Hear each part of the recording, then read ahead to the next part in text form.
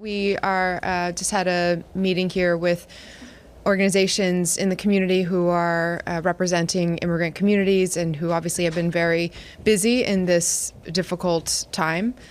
We discussed their efforts and all of the work that they've been doing and standing up a hotline for people to report and to then get verified reports about what activity might be happening in the neighborhoods around immigration enforcement, as well as what tactics and other types of actions that they are seeing. We also discussed a bit about the potential for OPAT's involvement in exploring the role that the Office of Police Accountability and Transparency has, because there's a lot of confusion out in the neighborhoods about who these officers are, what agency they represent, and when we hear of things like windshields being smashed and property damage occurring, or people being stopped on the street just based on what they look like and for no other reason and ask for their papers, it's important for that to be documented and for that to be verified as well. So we are in OPAT's house here today, so I'll pass it over to the director, Evandro Carvalho.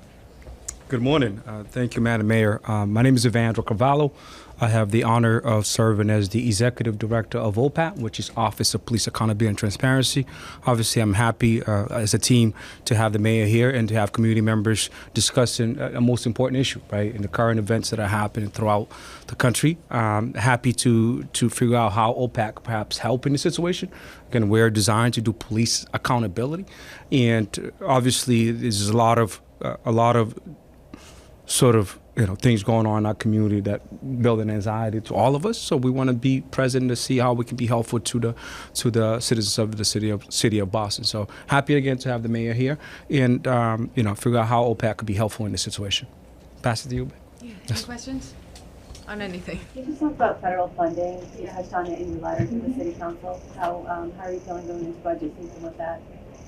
Yeah, I think we're seeing in a lot of different sectors that federal funding is on the line and being used as a way to inject some unpredictability, whether it is in the higher education sector or law firms or in city and state governments. And so we have very carefully looked at the sources of funding that we have across all different sources and are taking actions to work now with the council as we finalize the budget to propose to them. Is that next week? Yes. Next Wednesday. So as we propose the budget, that will include a focus on being right in that balanced sweet spot where we are really in some ways restraining and exercising intense fiscal discipline in order to ensure that we will be able to have stability throughout the unpredictable nature of federal policies and the general economy based on federal actions, as well as the direct flow of federal funds to city government, while also recognizing the tremendous need that is out in the community in a number of different ways, often connected to the unpredictability in the world right now, so that we don't want to preemptively slash services and pull back when to get ahead of this situation. We're holding steady and ensuring that we are doing things in a really disciplined and fiscally conservative way, while also maximizing and protecting basic city services that are even more necessary in this moment. Kind of on that same subject, the Trump administration is trying to claw back unspent COVID relief dollars, and I believe Boston Public Schools are losing about $3.5 million. Do you have an idea of what those funds would have gone towards and what this means for the district? I don't have that detail now, but we can definitely follow up. Okay. Yeah. So are you just saying the 2,000 vacancies in city government, those just aren't going to be filled, the long-term vacancies?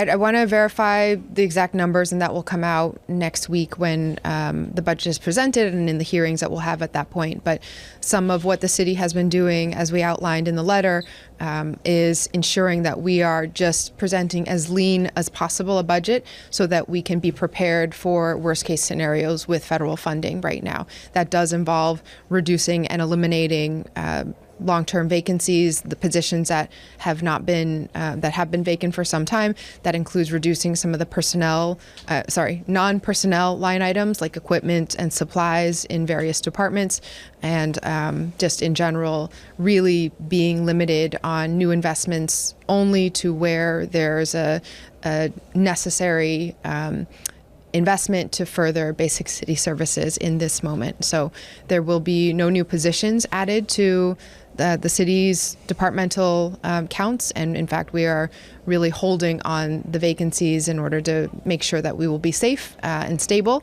no matter what might happen with federal funds in the next few months. Will there be a hiring freeze?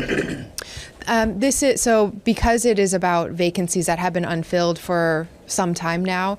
That is not, no new positions are added. But a hiring freeze often means when someone is in a role and they leave for some reason, then no new person can be backfilled into that role. We're not at that point of saying the critical roles that are there now. If someone happens to leave, you can't replace that role. It's just that the roles that are currently have been vacant for some time will no longer be within the city's headcount, and the budget is shrinking in that way.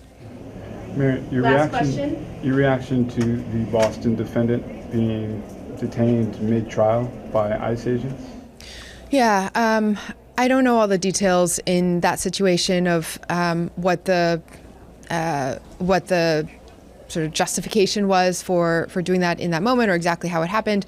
I think in line with the conversations we've had with immigration-focused community organizations today, there's a lot of confusion. There's a lot of action swirling that is often not coming with transparency about why and how it was in line with the laws. That is the most important focus. We need due process in terms of people's rights after they have been detained. We need due process and the Constitution to be followed in the tactics that we're seeing often. Some of the video, for example, of the student from Tufts who was snatched off the street by masked individuals who were not identified at that moment until she was already detained. All of this is extremely concerning, and we need to have documentation of what is occurring in the city of Boston's neighborhoods and throughout other municipalities in the area as well.